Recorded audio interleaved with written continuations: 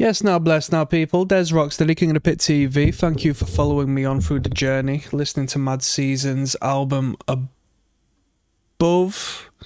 I think this might be the only record. It would make sense to me if this was the only album that was put together by this band. Finished in good time. I am getting quite tired now, so I'm happy to call it a night from here. This was recommended on the Patreon by my very good friend Gary. The King of the 90s is his new title.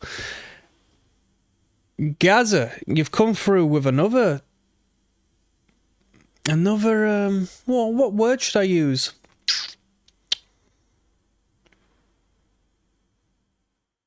Definitely unique. Let's call it a gem. You've come through with another gem on this one because you provide me these acts that I've never ever come across before in my life. I don't know if I've ever seen Mad Season pop up in discussion or in commentary or anything. And, you know, we've got more than 1 million views on so many of these tunes. This man does have a fan base, did have a fan base. People enjoy listening to the music, and I can see why. This was a nice, relaxing change from the norm, okay? I think the clearest and standout element of this band is the tempo. It's reeled back. It's slow music. It's not slow in the sense that you listen to metal bands and hear, you know, chuggy, slow, heavy bands. No, it's open, relaxed, meditative in its own way, songwriting at a lesser tempo. And it was nice to hear something of this. Because let's say, for example, you're a songwriter. Normally we don't take the tempo back to this degree. We're probably erring around the mid 90 BPM onwards, right? 90, 100, 110, 120. Within that particular space. Whether this band, you know, literally is slower than that or like across, generally, I'm not saying all the time, but whether this band is like generally slower than that or it just comes across that way because of how they work together as a team, it was very unique in relation to the other music we listen to on this channel and in relation to the bands I've listened to since the dawn of time. So that was good. That was good. The production was tasteful. Vocal line was good. The lyrical content was coherent. Had no problems with the lyric. You know, nothing popped out to me as distasteful or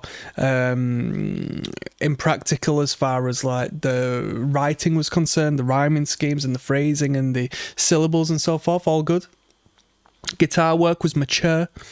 Drumming was mature. Bassist and bass line was mature. I think the bass guitar was my favourite element of this record. And as much as the actual performance on the bass to the tone of the bass, the mixing of the record as a whole gives the bassist great justice. The bass frequency are owned completely by this guy, and it sounds blissful, especially when he performs in the higher register. The tone is just something that really appealed to me. It really appealed to me, and I'm not much of a tone guy. I'm not much of a bass guitar tone guy, but in this mix, it really worked. Like I said, very mature sounding musicians, very professional writing, composition, experimental in its own way. One song doesn't sound like the other. We have the underlying foundation, but, you know, we've got different elements here and there. I heard a bit of Led Zeppelin one place, heard the 12-bar flipping blues on an entire song of its own. We finish off with like what might as well be a 14-minute, 11-minute, 12-minute, 13-minute outro because we've got a long track leading into the outro song. And the long track is essentially an outro in itself, or at least an interval of sorts, an instrumental, you know? This was a pretty cool record. Of course, I'm not going to comment on the people who are within the band because we're talking about the music. The people who are in the band speak for themselves, right? If I'm going to rate this record,